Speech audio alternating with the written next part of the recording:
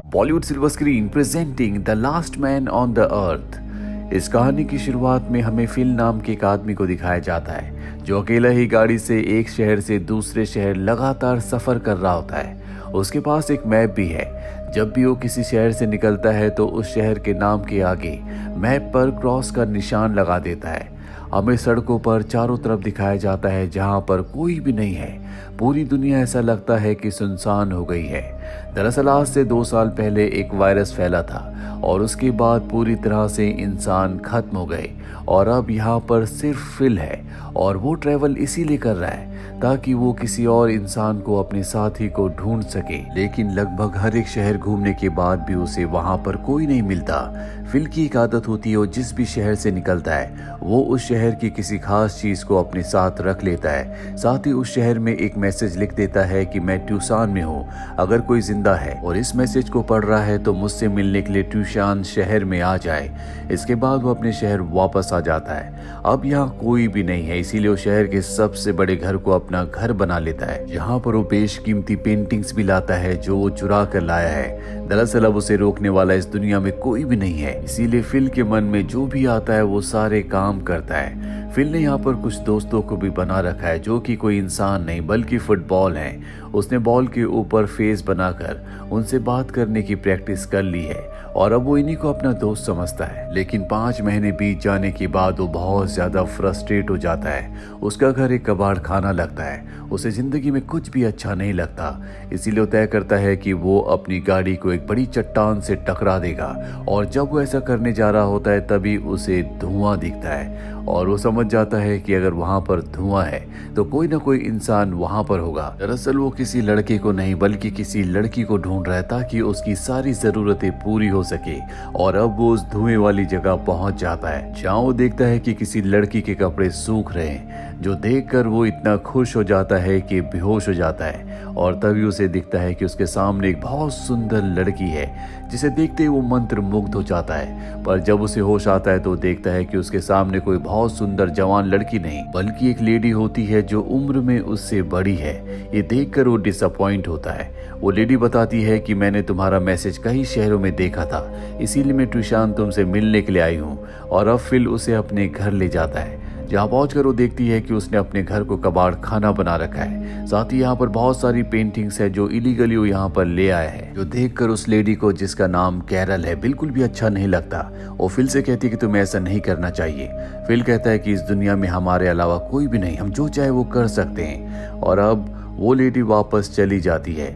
पर जब फिल अगली सुबह उठता है तो देखता है कि कैरल उसके घर की सफाई कर रही है और इस बात पर इन दोनों के बीच आर्ग्यूमेंट होना शुरू हो जाते हैं। दरअसल ये दोनों हमेशा आपस में अब लड़ना झगड़ना शुरू कर देते हैं क्योंकि इन दोनों के विचार नहीं बनते।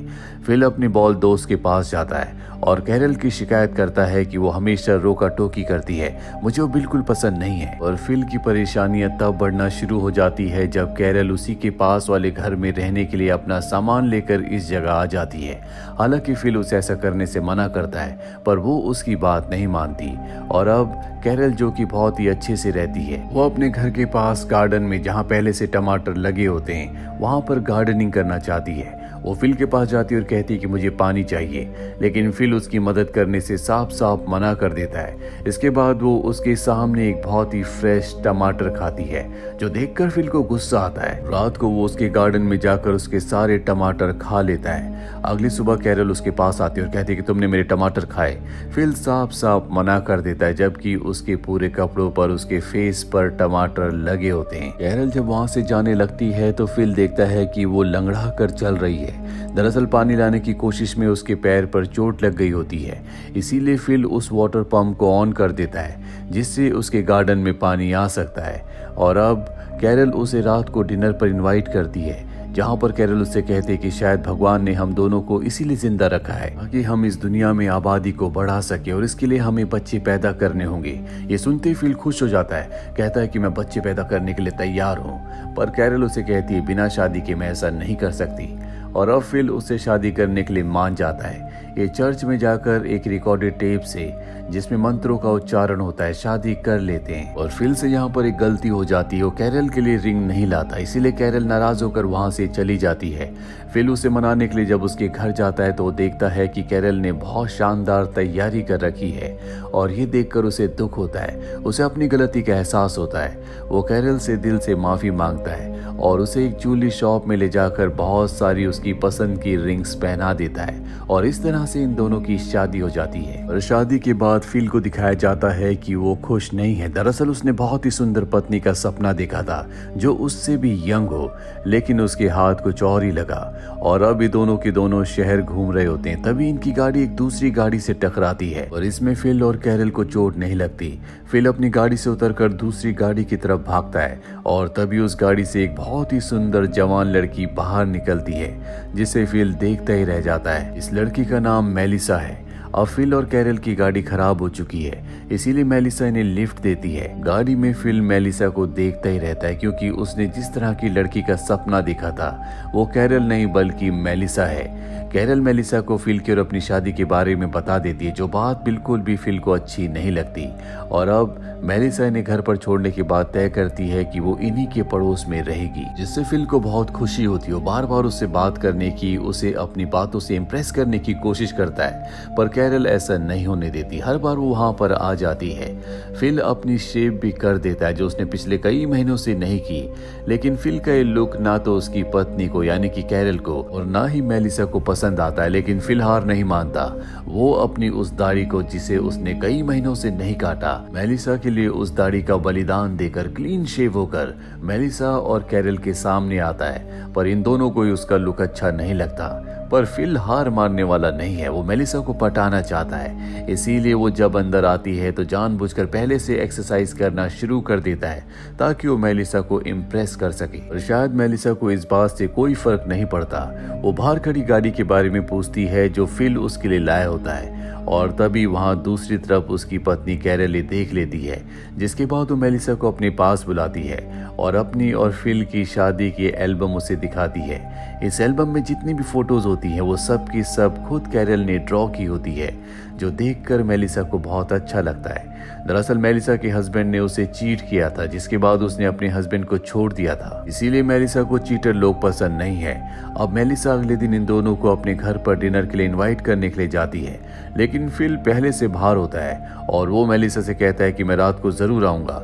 लेकिन कैरल की तबीयत खराब नहीं है और वो अकेला ही मेलिसा के घर पहुंच जाता है, जहां पर ये दोनों बातें करते हैं। और बातों ही बातों में मेलिसा कह देती है कि अगर तुम सिंगल होते तो शायद हम दोनों रिलेशनशिप में जा सकते थे। ये सुनते फिल के अंदर की दबी हुई इच्छाएं एक बार फिर से जाग जाती है और वो तय करता है कि वो कैरल को डिवोर्स दे देगा। वो कैरल के पास जाता है, पर वो देखता है कि वो अपनी शादी की फोटो के लिए एक बहुत अच्छा फ्रेम बना रही होती है और ये देखकर वो उसे कुछ भी नहीं कह पाता। और फिल हार नहीं मानना चाहता और किसी भी तरह से मेलिसा के साथ एक रात गुजारना चाहता है। इसीलिए वो कैरल से कहता है कि हमें पॉपुलेशन बढ़ानी है। तुम्हें पता है ना कि ईश्वर ने हमें क्यों जिंदा रखा है और इसके लिए मुझे किसी भी कीमत पर मेलिसा के साथ सोना होगा। हालांकि फिल की पत्नी कैरल ऐसा चाहती तो नहीं है, लेकिन वो उसकी बातों में आ जाती है और अब मेलिसा को ये लोग समझाते हैं और फाइनली तय होता है कि दोनों एक साथ रात बिताएंगे। ये वो पल होता है जिसका फिल को बहुत वक्त से इंतजार था। वो इसकी बहुत अच्छी तैयारी करता है और जब ये आउटडोर में बेड की तरफ जा रहे होते हैं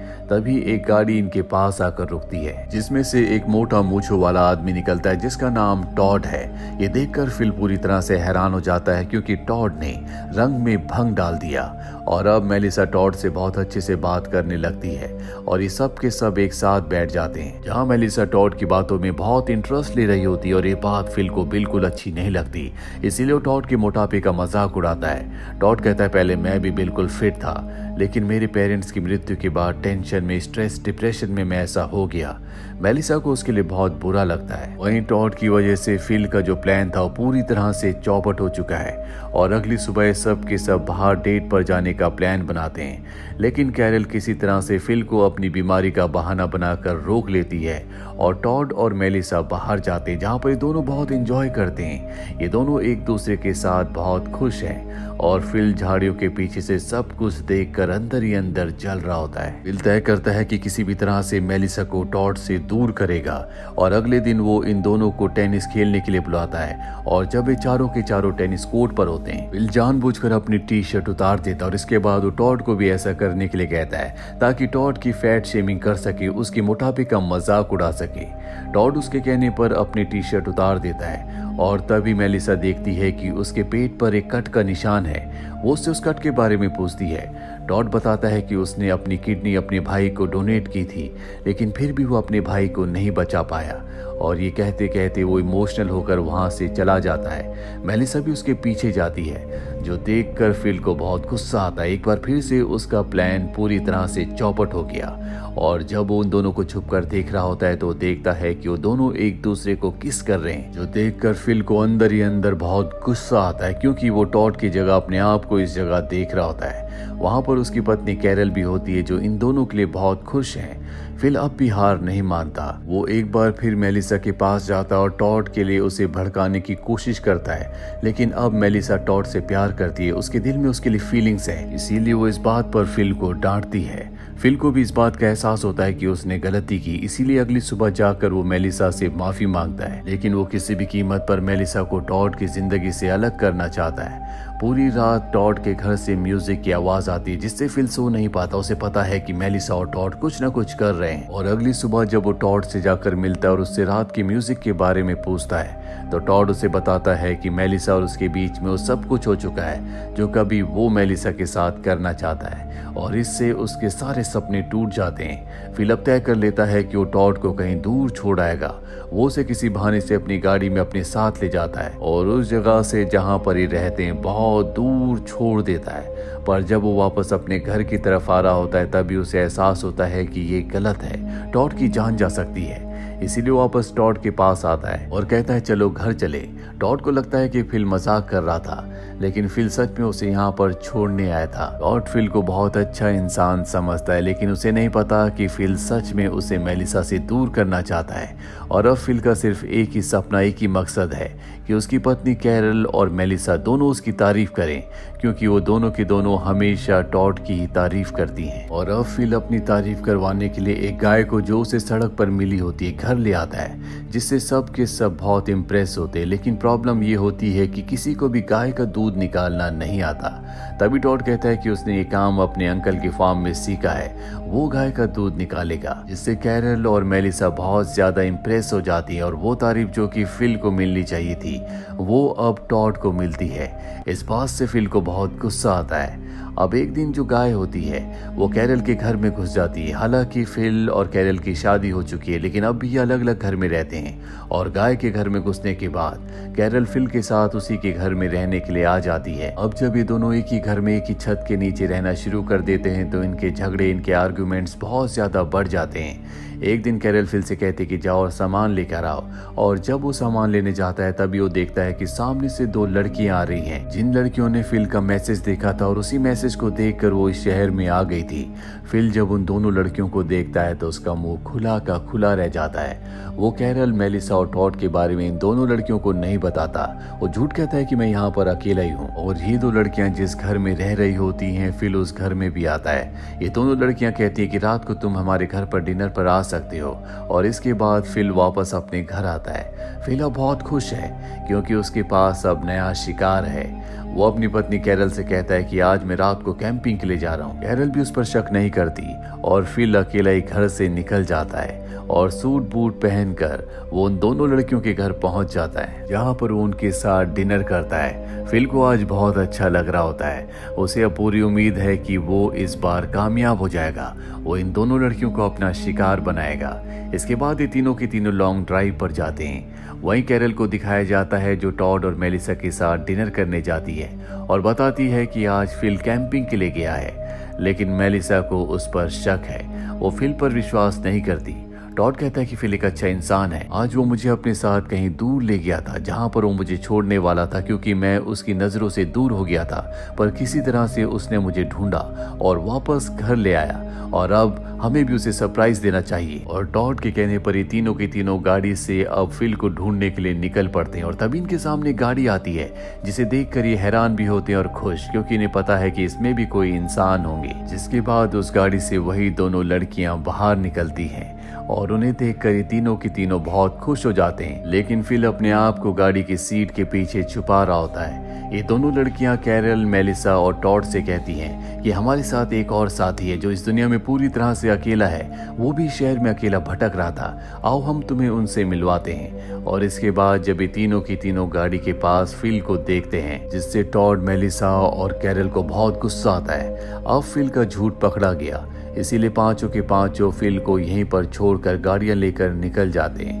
फिल पूरी रात पैदल चलता हुआ किसी तरह से सुबह घर तक पहुंचता है, जहां पर पांचों के पांचों लोग एक दूसरे के साथ बहुत अच्छे से बात कर रहे होते हैं। फिल भी उनसे बात करने की कोशिश करता है, लेकिन फिल से कोई भी बात नहीं करना चाहता और इस बात से फिल फ्रस्ट्रेट हो जाता है और वो सारा सच बता देता है जो भी उसके मन में, उसके दिल में होता है। कैरल को इस बात से बहुत गुस्सा आता है और वो फिल को डिवोर्स दे देती है, जिसके बाद फिल आजाद हो चुका है, यानी कि अब उसके पास कोई भी बंधन नहीं है। अब यहाँ पर फिल के मैसेज को देखकर एक और लड़का आ जाता है जिसका नाम भी फिल होता है, लेकिन उसका पूरा नाम फिल मिलर है, इसीलिए सब उसको मिलर कहकर पुकारते हैं ताकि कोई भी कंफ्यूजन ना हो। मिलर की पर्सनैलिटी बहुत ज्यादा अच्छी होती है, इसीलिए सब के सब उससे इम्प्रेस होते हैं। वो दो नई लड़कियां और साथ ही कैरल ज्यादा से ज्यादा वक्त मिलर के साथ बिताते हैं, जो देखकर फिल को बहुत गुस्सा आता है। लेकिन अब फिल की कोई परवाह नहीं करता, क्योंकि कोई उस पर भरोसा नहीं करता। साथ ही मिलर यहाँ पर जिसकी जो प्रॉब्लम होती है उन सभी प्रॉब्लम्स को सॉल्व कर देता है। वो कैरल के घर के अंदर से गाय को भी भगा देता है, जो अभी तक कोई नहीं कर पाया होता। फिल जानता है कि सब लड़की मिलर से बहुत ज्यादा इम्प्रेस है, इसीलिए तय करता है कि वो उसे अपने घर ले जाएगा, क्योंकि वो नहीं चाहता कि कोई भी लड़की उसके साथ सोए। और वो मिलर को अपने घर ले आता है। घर पहुंचने के बाद जब मिलर अपनी शर्ट उतारता है तो फिल उसकी बॉडी देखते ही रह जाता। उसकी फिजिक बहुत ही अच्छी होती है और यहाँ पर अब फिल भी तय करता है कि वो वर्कआउट करेगा। वो एक्सरसाइज करना शुरू करता है, लेकिन बॉडी बनाना 1-2 दिन का खेल नहीं है। यहाँ पर उन दो नई लड़कियों में से एक लड़की भी आती है जो फिल की बॉडी का मजाक उड़ाती है। वहीं हमें मेलिसा को दिखाया जाता है जो मिलर की कचरा साफ करने में मदद करती है। तो देखने के बाद टॉड को गुस्सा आता है और मेलिसा से उसकी लड़ाई हो जाती है।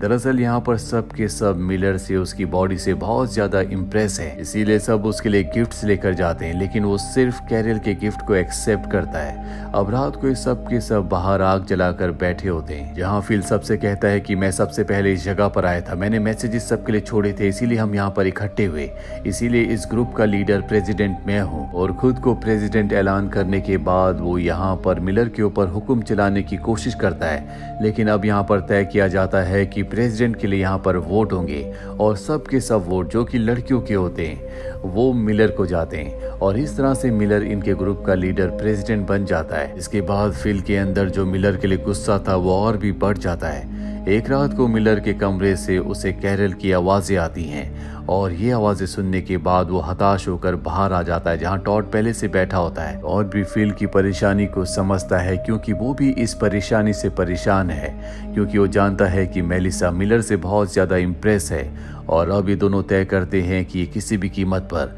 मिलर से छुटकारा पाएंगे। अगली सुबह फिल टॉड को कहता है कि हम मिलर को यहाँ से कहीं बहुत दूर छोड़ आएंगे ताकि वो कभी घर वापस ही ना आ पाए। और उसका ये प्लान सुनने के बाद उसे याद आता है कि एक दिन फिल भी उसे अपने साथ यहाँ से बहुत दूर ले गया था, जहाँ पर उसने उसे छोड़ दिया था। हालांकि बाद में आकर उसने कहा था कि वो मजाक कर रहा है, पर टॉड को अब समझ में आ जाता है कि वो मजाक नहीं था, बल्कि वो टॉड को सच में वहाँ पर छोड़ना चाहता था। इसीलिए टॉड इस जगह से निकल जाता है। फिल जब वापस अपने घर आता है तो मिलर उसे कहता है कि मैं तुम्हारा घर छोड़ रहा हूँ, क्योंकि अब वो कैरल के साथ शिफ्ट हो रहा होता है और ये जानने के बाद फिल अंदर से पूरी तरह से आग बबूला हो जाता है। साथ ही उसे एहसास होता है कि कैरल से उसे प्यार है, क्योंकि कैरल वो लड़की थी जो उसे समझती थी, हर सिचुएशन में उसका साथ देती थी। इसीलिए कैरल को मनाने के लिए वो फ्लावर्स लेकर जाता है, और कैरल साफ साफ मना कर देती है क्योंकि उसे फिल पर विश्वास नहीं है। रात को जब ये सब के सब अंधेरे में बैठे होते हैं, तभी कैरल सबको बताती है कि मिलर ने इलेक्ट्रिसिटी का इजाद कर लिया है, यानी कि यहाँ पर इलेक्ट्रिसिटी नहीं होती, और उसने एक ऐसा बल्ब बनाया है जिसे सोलर से चार्ज करके जलाया जा सकता है। मिलर सबको बल्ब जलाकर दिखाता है, लेकिन फिल जानबूझकर उसे गिराकर तोड़ देता है और सबसे कहता है कि उससे गलती से ऐसा हुआ। लेकिन सब जानते हैं कि फिल ने जानबूझकर किया है, और मिलर जो कि अब सबका लीडर है, वो अनाउंस करता है कि फिल अब यहाँ पर नहीं रह सकता, उसे इस शहर को छोड़कर जाना होगा। ये सुनने के बाद फिल अपने घर आता है और दरवाजों को बंद करने के बाद वो दरवाजों के पीछे फर्नीचर को लगा देता है ताकि कोई भी उसे घर से इस शहर से ना निकाल सके। कैरल उसके दरवाजे के पास आती है और उसे मनाने की कोशिश करती है, लेकिन फिल बाहर आने से साफ साफ मना कर देता है। कुछ देर बाद फिल को गाने की आवाज आती है, और जब वो दरवाजा खोलकर बाहर आता है तो वो देखता है कि सब उसके लिए गाना गा रहे हैं, जो सुनने के बाद फिल को बहुत खुशी होती है। उसे लगता है कि सब ने उसे माफ कर दिया, और तभी मिलर पीछे से उसके ऊपर हमला करके उसे बेहोश कर देता है, और जब उसे होश आता है तो सुबह हो चुकी होती है। उसके हाथों को पूरी तरह से बांधा हुआ होता है। वो एक गाड़ी के ऊपर होता है, जो गाड़ी चल रही होती है, और इस गाड़ी को मिलर चला रहा होता है, जो उसे एक बहुत दूर इलाके में बीहड़ में बंधा हुआ छोड़ देता है। वहां से जाने से पहले वो उसके लिए वहां पर 3 दिन का खाना पानी भी रखता है, और कहता है कि अगर तुमने ट्यूसान में शहर में वापस आने की कोशिश की तो मैं तुम्हें मार दूंगा। और इसके बाद वो गाड़ी से उस जगह से निकल जाता है। फिल यहाँ पर पूरी तरह से अकेला है। 3 दिन का खाना उसका जल्दी खत्म हो जाता है, और 3 दिन के बाद जब उसके पास खाना नहीं होता तभी एक गाड़ी आती है जिसमें कैरल होती है। दरअसल वो उसके लिए यहाँ पर खाना लेकर आई है। फिल की हालत बहुत ज्यादा खराब होती है। फिल को अपनी गलती का भी एहसास होता है। उसे एहसास होता है कि कैरल ही उसका सच्चा प्यार है। कैरल भी जब फिल की ऐसी हालत देखती है तो वो तय करती है कि वो यहीं पर फिल के साथ रुक जाएगी। वो फिल से कहती है कि मैं मिलर के साथ नहीं रहना चाहती। वो एक ऐसा इंसान नहीं है जिसके साथ रहा जा सके। वो कभी भी किसी की भी जान ले सकता है, और अब मैं तुम्हारे साथ ही रहूंगी। और इसके बाद ये दोनों के दोनों उस गाड़ी से, जिस गाड़ी से कैरल यहाँ पर आई थी, एक अनजान सफर की तरफ निकल पड़ते हैं। और इसी के साथ ये वेब सीरीज, ये सीजन यहीं पर खत्म हो जाता है। उम्मीद करते हैं कि ये कहानी आपको पसंद आई होगी।